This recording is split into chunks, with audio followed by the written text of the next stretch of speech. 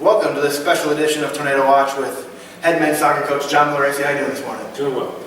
I am King Sports Information Director Travis Chell.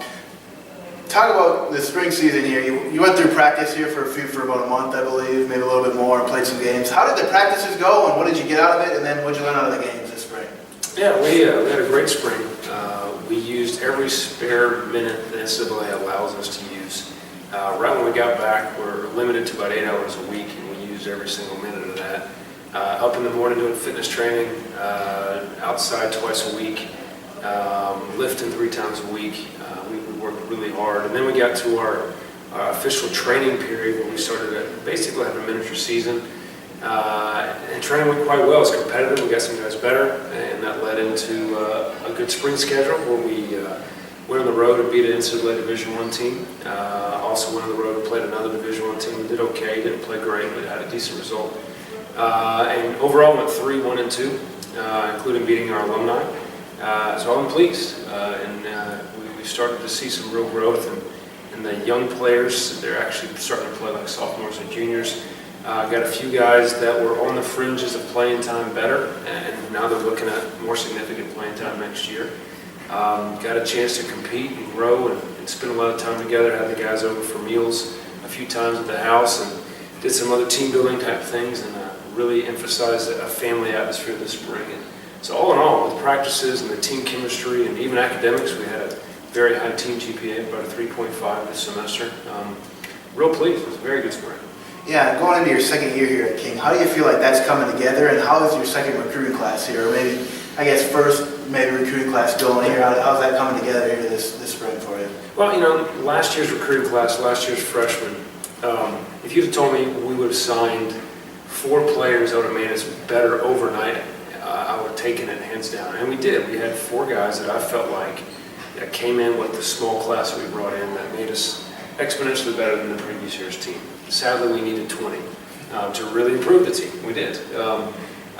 So we have 13 committed right now. We have them from all over the world, 2 from Iceland, 1 from the Cayman Islands, 1 from Scotland.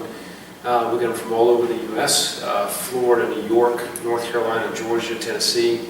The list keeps going. Coach Colby and I worked extremely hard. We probably hit 10 showcases. You name it. We shook about every possible tree to get a good class. And on paper, we look very, very much improved.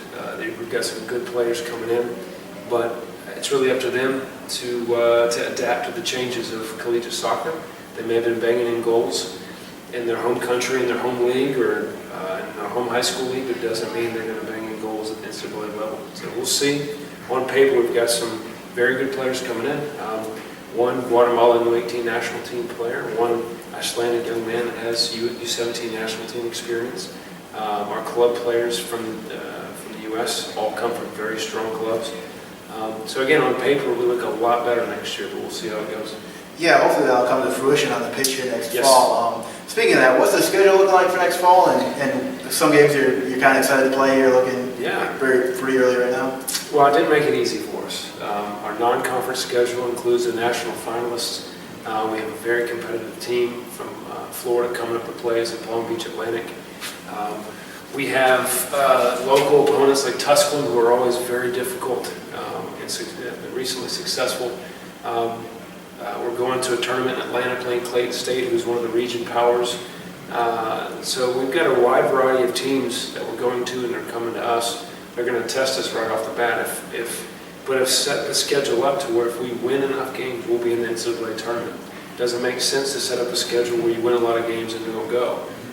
We want to win a lot of games and go. So if we end up around 12 or 13 regular season wins, we've got a very strong argument to get in the tournament.